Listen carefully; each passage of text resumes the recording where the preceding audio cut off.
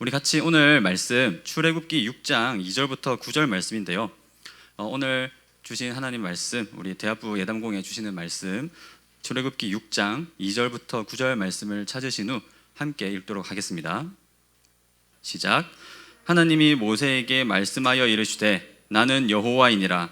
내가 아브라함과 이삭과 야곱에게 전능의 하나님으로 나타났으나 나의 이름을 여호와로는 그들에게 알리지 아니하였고 가나안 땅 곧 그들이 거류하는 땅을 그들에게 주기로 그들과 언약하였더니 이제 애굽 사람이 종으로 삼은 이스라엘 자손의 신음소리를 내가 듣고 나의 언약을 기억하노라. 그러므로 이스라엘 자손에게 말하기를 나는 여호와라. 내가 애굽 사람의 무거운 짐 밑에서 너희를 빼내며 그들의 노역에서 너희를 건지며 편팔과 여러 큰 심판들로서 너희를 속량하여 내 백성으로 삼고 나는 너희의 하나님이 되리니 나는 애굽 사람의 무거운 짐 밑에서 너희를 빼낸 너희의 하나님 여호와인 줄 너희가 알지라. 내가 아브라함과 이삭과 야곱에게 주기로 맹세한 땅으로 너희를 인도하고 그 땅을 너희에게 주어 기업을 삼게 하리라. 나는 여호와라 하셨다 하라. 모세가 이와 같이 이스라엘 자손에게 전하나 그들이 마음의 상함과 가혹한 노역으로 말미암아 모세의 말을 듣지 아니하였더라. 아멘. 영국의 유명한 작가 조지 오웰, 다들 들어보셨을 겁니다. 이 조지 오웰의 대표작 중에 하나가 바로 1984, 1984년이라는 그런 소설이죠. 이 소설에 그 유명한 빅 브라더가 보고 있다, 이런 말이 나오는 아주 알만한 사람 다 아는 그런 소설인데요. 1984는 이 빅 브라더라고 불리워지는 허구적인 존재를 중심으로 한 어떤 정당이 전체주의 국가를 운영하는 그런 모습들을 끝까지 보여줍니다. 이 나라에서는 모든 것이 텔레스크린이라는 것을 통해 감시당하고 어디에나 도청 장치가 깔려 있습니다. 개인의 자유는 허락되지 않죠. 일기를 쓰는 것조차도 불법인 그런 나라입니다. 개인의 자유만 부재하는 것이 아니라 상식, 어떤 사실, 진실이라고 불리는 것마저 존재하지 않습니다. 왜냐하면 당에 의해서 모든 것이 조작되기 때문입니다. 어제까지 버젓이 살아있던 사람, 예를 들어 제가 지금은 살아있는데 내일이면 사라질 수도 있는 거예요. 그리고 그냥 목숨만 사라지는 게 아니라 존재 자체도 사라지는, 왜냐하면 출생 기록도 모든 것도 없애버리는 그런 것이 이제 그 나라에는 일어납니다. 또 식량 배급 같은 것도 아주 저조하지만 뉴스에서는 아주 생산량이 최고점을 찍었다라는 식으로 거짓 보도를 하는 그런 세상, 그런 사상이 바로 1984의 세상입니다. 2 더하기 2는 4가 아니라 5라고 해도 그것이 또한 사실이 되어지는 그런 세상인 것이죠. 이런 세상을 살고 있는 전체주의 국가의 사람들에게는 꼭 필요한, 절대적으로 요구되는 중요한 능력이 있습니다. 아주 핵심 개념인데요. 그게 바로 오늘 말씀의 제목인 이중사고입니다. 이중사고란 것은 쉽게 말해서 정말로 믿으면서 동시에 전혀 믿지 않는 것을 말합니다. 당이 이 1984 세상에서 당이 2 더하기 있는 5라고 말하면 우리는 분명히 틀린 것을 알지만 그래도 그것을 정말로 믿습니다. 하지만 만약에 말을 바꿔서 2 더하기 2가 3이라고 한다면 그 1984의 사람들은 그 또한 바로 믿어버리죠. 이처럼 모순된 사고방식, 정말로 믿으면서 동시에 전혀 믿지 않는, 그것이 얼마든지 가능한 그런 사고방식이 이중사고이고, 그런 모습이 1984의 아주 핵심적인 개념으로서 나타납니다. 자, 이런 이야기를 왜 처음에 하냐면은 오늘 우리가 지금 보고 있는 이스라엘 백성에게서도 그런 모습이 나타나기 때문입니다. 간단하게 이 오늘 본문의 배경을 말씀드리자면, 이스라엘 백성은 이 당시에 오늘 본문에도 나왔지만 애굽의 종살이를 하고 있는 그런 상태였습니다. 창세기가 어떻게 끝나냐면 이 요셉이라는 사람이 애굽의 총리가 된 후, 그리고 이제 아버지 야곱, 이제 이스라엘을 데려오길 원하고, 그래서 이스라엘이 모든 가족을 데리고 애굽에 가면서 이주하면서 창세기는 끝이 납니다. 그리고 출애굽기가 시작되면서 어떤 이야기가 나오냐면 요셉을 알지 못하는 새 왕 바로가 이제 나타나서 이스라엘 백성들이 자기들보다 수가 많아지고 강해지니까 이제 걱정이 돼서 그들 모두 종으로, 노예로 만들어서 그렇게 건축과 농사일에 아주 부려먹는 그런 상황이 출애굽기의 시작점이라고 할 수 있습니다. 그러니까 지금 이스라엘 백성들은 애굽에서 종살이를 하고 있는 상황인 것이죠. 이스라엘 백성들이 그렇게 당연히 400년 넘게 그렇게 종살이하고 있는 상황 속에서 그들이 막 고통과 신음소리를 내니까 하나님께서 그걸 기억하시고 그 소리를 들으시고 이제 모세를 그들에게 보내십니다. 그들을 구원해 주시고 또한 오늘 본문에도 나왔듯이 아브라함과 이삭과 야곱에게 약속하셨던 그 땅, 그 약속의 땅인 가나안 땅으로 인도하고 주시기 위해서 모세를 보내셨던 거죠. 자, 우리가 오늘 본문 우리가 6장을 읽었는데 조금 앞부분인 한 장 정도 넘기면 나올 4장 28절에서 30절을 우리가 보면은 모세가 하나님께 받은 그 모든 말씀을 이스라엘 백성에게 전달하였다고 합니다. 어떤 말씀이냐면 오늘 우리가 읽은 2절에서 8절의 말씀입니다. 하나님이 너희를 구원해 주시고 또한 약속의 땅으로 인도해 주실 것이다. 이게 바로 이제 모세에게 처음 하나님이 해주신 말씀이고 그 말씀을 이 4장, 이게 이전 시점이죠. 4장에서 이미 한번 했었습니다. 그때 처음 그 말씀을 들었던 이스라엘 백성은 4장 31절을 보면 이런 반응을 보입니다.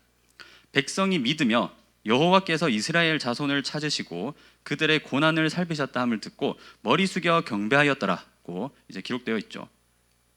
그렇게 이스라엘 백성은 처음에 아주 머리 숙여 경배하고 백성이 믿으며 라는 이제 반응을 보이는데 오늘 본 우리 6장 9절의 말씀이죠. 거기선 전혀 그런 모습이 나타나지 않습니다.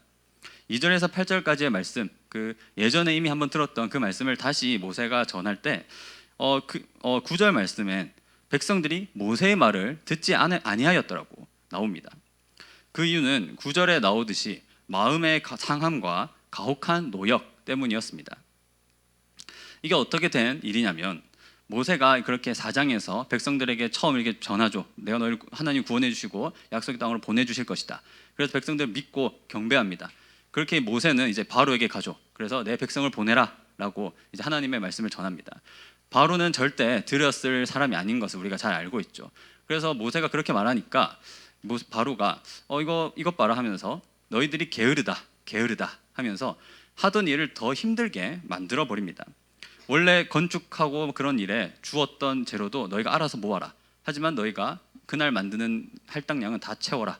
이런 식으로 더 아주 혹독한 아주 학대와 억압을 이제 하게 되었던 것이죠. 그래서 이제 이스라엘 백성들은 더 힘든 노예 생활을 할 수밖에 없었던 상황인 것이었습니다. 그게 이제 4장과 6장 사이에 일어났던 일인 것이죠.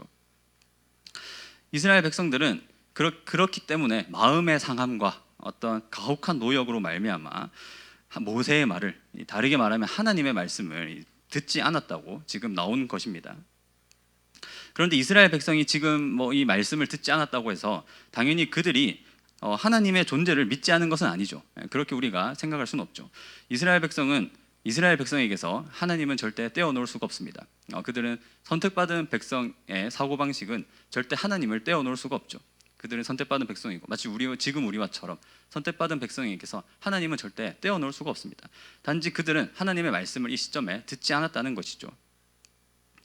그렇기 때문에 결국 이들의 상태, 모습은 하나님을 정말로 믿지만 괴로운 현실에 의해서 전혀 믿지 않는 모습도, 그 말을 전혀 듣지 않는 모습을 동시에 가지게 되는 그런 이중사고의 아주 모순적인 사고방식의 상태에 있었던 것입니다. 오늘날 우리에게도 지금 우리 함께하는 또 복도와 그렇게 있는 우리 예담공에도 동일한 모습이 나타날 것 같습니다. 우리의 신앙생활은 애초에 신앙생활을 한다는 것 자체가 처음에는 하나님을 믿는 것으로 시작이 되죠. 하나님을 믿는 신앙생활을 하다가 이제 그렇게 그분 말씀 믿고 의지하면서 살아가다가 점차 현실이 괴로워질수록, 현실에 어떤 어려운 일이 발생할수록 그 하나님의 말씀을 믿기 어려워집니다. 나의 현실과 그 성경에 기록된 하나님의 말씀 사이에 괴리가 있는 것이죠. 현실이 아주 절망적일 때, 그게 경제적인 상황이든 아니면 나의 건강이든 혹은 나의 가정의 문제 혹은 나의 어떤 관계적인 문제, 나의 진로 문제 등 어떤 식으로든 참 어둡고 힘들고 저주받은 것 같을 때 축복과 행복을 약속하시는 그런 하나님의 말씀, 그런 말씀은 전혀 나와 상관없는 말씀처럼 느껴지게 됩니다. 그리고 바로 나 자신이 저와 여러분 한 명 한 명이 내가 도저히 구원받은 사람인지 의심이 될 정도로 전혀 거룩하지 못하게 살아갈 때, 그런 현실을 살고 있을 때 우리를 빛의 자녀라든지 복의 근원이라든지 혹은 죄에서 해방된 자라든지 그런 하나님의 말씀은 정말 아무 의미 없고 상관없는 그런 말씀처럼 느껴지게 되는 것이죠. 하지만 그렇다고 해서 우리가 하나님을 믿지 않는 것은 아닙니다. 그러니까 우리도 결국 하나님을 정말 믿지만 동시에 전혀 믿지 않는 그런 이중사고의 모습을 가지고 살아간다는 것이죠.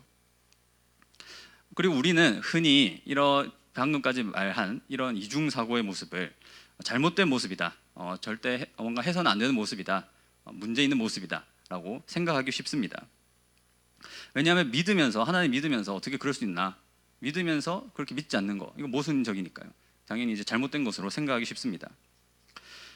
하지만 여러분, 제가 지금 말하는 것을 다 느낌적인 느낌으로 이해하실 거라 생각합니다. 어떤 상태를 말하는지를 아마 다 뭔지는 아마 다들 아실 거라 생각합니다. 우리는 이렇게 이중사고를 할 때 아주 나의 모순된 신앙, 그런 신앙생활을 하게 될 때 참 내 자신이 위선적이라고, 참 가식적이라고 그렇게 느끼면서 자신이 잘못됐다고, 내가 지금 무의미하고 가치 없는 그런 신앙생활 중이라고 치부하기 쉽습니다. 하지만 여러분, 우리가 반드시 알아야 하는 게 있는데, 우리에게 그런 생각, 마치 당연하고 자연스럽고 내가 양심적인 것 같고 그런 생각을 하게 만드는 자가 누구냐면, 그건 하나님이 아니고 바로 사탄입니다. 바로 마귀라는 것이죠. 마귀는 우리가 가지는 이 이중사고, 자연스럽게 가지게 되는 이 이중사고의 신앙생활을 어떻게든 무너뜨리려고 합니다. 왜냐하면 이중사고가 무너진다는 것은 신앙과 불신앙이 공존할 때 이 신앙이 사라지는 걸 의미하기 때문입니다. 신앙과 불신앙에서 신앙이 사라지는 게 바로 이중신앙이 깨지는 모습입니다. 이 중에 그 반대되는 사람이 과연 얼마나 있을까요? 거의 대부분 그럴 리는 없을 겁니다. 마귀는 우리가 조금의 믿음도 가지는 것을 원하지 않습니다. 마귀가 믿음을 없애려고 안달난 존재라는 것은 우리가 욥기를 통해서 잘 볼 수 있죠. 욥기를 보면 이제 우리가 참 이해하기는 힘들지만 어쨌든 하나님과 마귀가 나타나서 서로 대화하는 그런 장면이 나오죠. 거기서 마귀는 하나님이 이거 욥을 봐라, 얼마나 사랑스러운 나의 자느냐, 이 욥이 참 나를 경외하고 인이다, 욥이 나를 정말 잘 믿는다, 이렇게 말할 때 마귀는 현실적인 어려움 주면은 그 믿음 버릴 겁니다. 그 바로 무너질 겁니다. 이렇게 말을 하죠. 그리고는 우리가 이해할 수는 없지만 하나님께서 허락하시는 범위 내에서 어떻게든지 욥을 믿음을 없애려고 할 수 있는 모든 것을 다 저질러 버리는 그런 모습을 보여주죠. 마귀는 우리에게도 똑같이 행동합니다. 우리의 믿음을 없애려고 계속해서 공격하고 유혹하죠.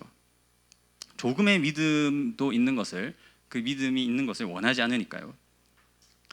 우리에게 외적으로는 마치 욥에게 했던 것처럼 막 현실적인 어려움, 그것이 경제적인 거든 뭐든 간에 어떻게든 어떤 현실적인 어려움을 외적으로 줘서 우리가 참 그 믿음을 그냥 버리게 만드는 그런 식으로 마귀는 일을 합니다.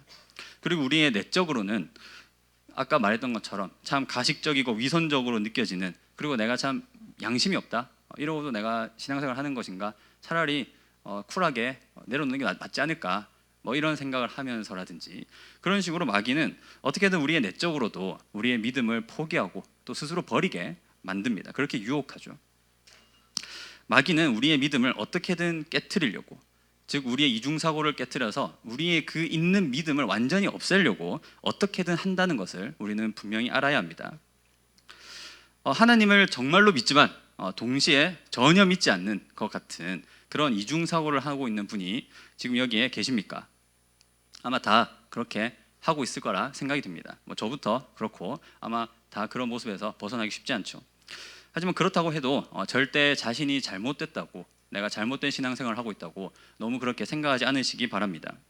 성도라면은 죄인이라면, 인간이라면 누구나 그렇게 신앙과 불신앙이 공존하기 마련입니다. 그렇지 않은 경우는 정말 드물죠. 이중사고의 신앙생활이 잘못됐다고 막 의미 없다고 생각하면서 믿음 버리고 내 스스로 포기하거나 해서는 절대 안 됩니다. 그거는 마귀가 원하는 일이기 때문이죠. 이 이중사고, 공존하는 두 가지 모순된 모습, 정말 믿으면서 전혀 믿지 않는 이 모습 가운데서 우리가 전혀 믿지 않는 그 모습, 우리를 괴롭게 하는, 마귀가 계속 유혹하고 공격하는 그 전혀 믿지 않는 모습에만 초점을 두는 것이 아니라, 우리는 반대로 그럼에도 불구하고 정말로 하나님을 믿는 그 믿음에 우리는 주목을 하고 초점을 둬야 합니다. 왜냐하면 성경이 말하는 것은 우리의 불신앙이 아니라 우리가 가지는 그 믿음을 성경은 중요하게 여기면서 말하고 있기 때문입니다. 하박국 2장 4절과 로마서 1장 17절에 선포되듯이 오직 의인은 믿음으로 말미암아 살리라라고 분명히 말씀하고 계시죠. 우리는 믿음으로 사는 것이지 우리가 가진 그 불신앙 때문에 뭐 하나님께 구원을 못 받는다거나 그런 것이 전혀 아닙니다. 중요한 것은 바로 믿음이죠. 오직 의인은 믿음으로 말미암아 살리라. 그렇기 때문에 우리는 우리가 가지고 있는 그 모순된 두 가지 모습 가운데서 우리가 가진 믿음만을 참 바라보고 굳건히 지키면서 해야 한다는 것이죠. 마귀가 유혹하는 것처럼 그 믿지 않는 그 모습에 우리가 괜히 초점을 가지고 살아가는 것이 아니라 말입니다. 나의 이 모순된 믿음이 그래도 가지고 있다고 말하긴 했는데 참 보잘것없는 이 나의 이 모순된 믿음, 그래도 일단은 정말 하나님을 믿기는 하는 이 믿음, 이것이 아무리 참 하찮고 보잘것없고 불완전해 보여도 괜찮습니다.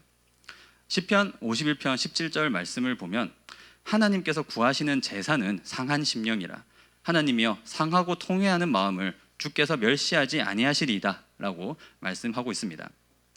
하나님께 드리는 제사, 이 제사는 당연히 우리가 하나님을 믿음으로 우리가 올려드리는 것이죠.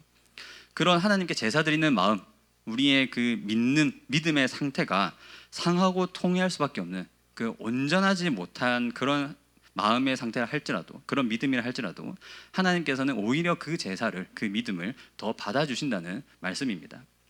예수님께서도 마태복음 17장 20절에서 이렇게 말씀하십니다. 만일 너희에게 믿음이 겨자씨 한 알만큼만 있어도 이 산을 명하여 여기서 저기로 옮겨지리라 하면 옮겨질 것이요 또 너희가 못할 것이 없으리라. 우리에게 중요한 것은 오직 의인은 믿음으로 말미암아 사는 것이기 때문에 아무리 불완전하고 온전치 못하고 모순된 그런 이상하게 말도 안 돼 보이는 잘못되어 보이는 믿음이라 할지라도 그 믿음을 지키는 것이 바로 유지하는 것이 우리에게 중요하다는 겁니다. 바로 그 겨자씨 하나 개라도 유지하는, 어떻게라도 가지고 있는 그 믿음을 통하여서 그 믿는 믿음으로 말미암아 하나님의 약속은, 하나님의 말씀은 우리에게 이루어질 것입니다. 믿음은 많고 적고의 문제도 있지만 그보다 더 근본적인 문제는 있냐 없냐입니다. 믿음이 있냐 없냐가 더 근본적인 문제이기 때문에 우리는 그것을 절대 잊지 말아야 합니다.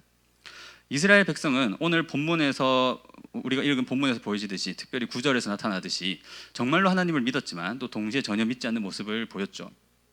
그런 자들이었지만 그래도 어쨌든 믿음 가지고 또 불신앙인 모습도 있었지만 그래도 믿음 가지고 살아갈 때 결국 중요한 그 사건, 유월절 어린 양의 피를 믿음을 가지고 자신들의 문설주와 임방에 바르면서 하나님을 믿는 그 믿음을 가졌을 때 결국 그들이 원했던 구원, 출애굽의 사건은 일어났었습니다. 그들의 불신앙 때문에 안 일어난 게 아니고 그들이 그래도 붙잡고 행동했던 그 믿음 때문에 그들은 구원해 주시는 하나님의 은혜를 체험할 수 있었던 것이죠. 그리고 그들이 말도 많고 탈도 많았지만 어쨌든 출애굽 이후 그 가나안 땅에 들어가면서 또 들어가고 나서도 문제가 또 사건이 있고 했지만 어쨌든 그들이 가지고 있던 그 믿음에 의해서 여호수아와 함께 이스라엘 백성들은 가나안 땅을 하나님께서 허락하신 대로 정복하고 또 정착하여서 살 수 있었습니다. 그들이 가진 불신앙이 아니라 그들이 가졌던 믿음 때문에 결국 그 믿음으로 하나님의 약속의 말씀, 축복의 말씀을 경험할 수 있었던 것이죠. 그렇기 때문에 결국 우리에게 오늘 이 말씀으로 통해서 우리가 알 수 있는 것은, 우리에게 적용해야 할 것은 그 믿음을, 내가 가지고 있는 그 믿음이 어떤 믿음이라 할지라도 그래도 하나님을 믿는 그 믿음을 절대 포기하지 말라는 것, 끝까지 유지해야 한다는 것이 되겠습니다. 아무리 불완전하고 아무리 모순되어 보이는 믿음이라 할지라도요. 믿음은 부족할 수는 있어도 없어서는 안 되기 때문입니다. 지금 자신이 하나님을 정말로 믿으면서 또 동시에 전혀 믿지 않는 그런 이중사고의 신앙생활을 한다 할지라도 그것은 우리가 잘못됐다 생각하면서 마귀의 유혹에 넘어가서 그냥 포기하고 버리는, 그래야 되는 삶이 아니라 우리가 계속해서 지켜나가야 하는 당연한 신앙생활입니다.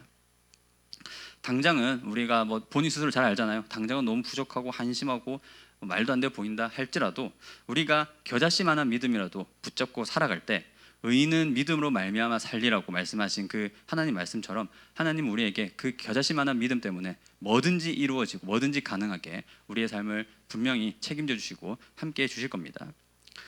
그러기 위해서 우리가 이제 말씀을 좀 마무리하면서 우리가 적용해야 할 부분을 좀 생각해 볼 때, 우리가 먼저 적용해야 할 것은 나의 이 문제투성이, 나의 모순되고 참 말은 이렇게 들었지만 그래도 참 있는지 없는지도 희미해질 정도로 참 문제 많아 보이는 이 믿음을 그냥 있는 그대로 소중히 여기는 것이 먼저 우리가 이 말씀을 통해서 우리가 적용해야 할 부분이라 하겠습니다. 아무리 우리가 살면서 어떤 상황과 또 나의 그 생각들이 나를 가식적이고 위선적이라고 마귀의 끝없는 유혹과 공격 가운데 그 우리가 힘들다 할지라도 절대 이 붙잡고 있는 믿음을 포기해서는 안 됩니다. 놓아서는 안 됩니다. 예수님께서 비유를 통해 말씀하시는 것처럼 우리는 그 천국을 갈 수 있는 그 믿음, 모든 것을 팔아서라도 가져야 되는 그 믿음, 절대 놓아서는 안 되죠. 절대 포기해서는 안 됩니다. 아무리 힘들고 위선적이 보이고 마귀가 그렇게 유혹하고 공격할지라도요. 우리는 오히려 그 가지고 있는 나의 믿음 꼭 붙잡고 더 뻔뻔하게, 더 무모하게, 더 필사적으로 우리는 그 이중사고의 신앙생활을 계속해서 묵묵히 꾸준히 해나가야 합니다. 겨자씨만한 믿음만 있어도 우리는 모든 것이 가능하다고 예수님께서 말씀하셨습니다. 또한 두 번째 적용할 것은 우리가 나의 그 믿음을 소중하게 여기고 있는 그대로 끌어안아주고 받아들여주고 그 마귀의 유혹에 넘어가지 않는 것도 우리의 정신적인 마음 태도인 그런 적용이 되겠지만 두 번째 적용할 것 절대 우리가 참 빠지기 쉬운 함정일 수 있겠는데 이렇게 말을 들었다고 해서 뭐 나는 괜찮구나, 나 하나님 믿긴 하지, 이렇게 해서 끝나면 안 된다는 것입니다. 물론 있냐 없냐가 가장 근본적인 문제라 했으니까 그래 뭐 난 믿음 있으니까 뭐 괜찮겠네 이렇게 생각할 수 있는데 있냐 없냐는 정말 생과 사의 그 기본적인 근본적인 문제일 뿐이지 우리는 당연히 그것이 아니라 믿음이 맞냐 적냐를 또 고민하는 그런 생활을, 그런 삶을 살아가야 할 것입니다. 나의 작은 믿음을 절대 자랑해서는 안 된다는 것이죠. 하나님은 그런 양심을 절대 기뻐하지 않으십니다. 자신의 현재 믿음을 지키고 더 키워나가기 위해서 우리는 노력해야 하는데 그러기 위해서는 당연히 우리가 여러분 이렇게 참 어려운 상황 속에서도 예배의 자리 또 집회의 자리 지키고 또 각자 개인적으로 말씀 보고 기도하고 하시는 거 잘 지키시는 것이 참 중요하다는 것을 아시면 좋겠습니다. 그리고 참 어떤 제자 훈련을 받는다거나 아니면 어떤 팀에 소속되어 있다거나 뭐 그렇게 하면은 나를 구속하는 나의 그 죄 짓는 삶을 자유롭게 죄 짓지 못하고 방해하는 그 모든 이제 교회의 모임들 이제 그런 것들이 있으면은 내가 그래도 좀 신앙생활 좀 지켜 나갈 수 있는데 그런 게 전혀 없는 분들이 있다면은 아무 섬김 팀도 없고 뭐 훈련을 받는 것도 아니고 좀 자유로운 영혼 같은 분이 있다면 꼭 자신을 구속하는 그런 모임을 만든다거나 아니면 스스로 꼭 그런 시간을 이번 한 주간은 꼭 가지면서 자신의 믿음을 소중히 끌어안고 지키면서 또한 거기에 안주하지 않고 하나님이 기뻐하시는 그 믿음을 향하여서 점차 성장해 나가는 우리 예담이들이 다 되었으면 좋겠습니다. 하나님이 기뻐하시는 것은 작은 믿음이 아니라 꼭 큰 믿음이라는 것을 우리가 놓지 않고 우리가 살아갔으면 좋겠습니다. 자, 우리 오늘 함께 우리 찬양하면서 우리 또 기도의 시간을 가지고자 합니다.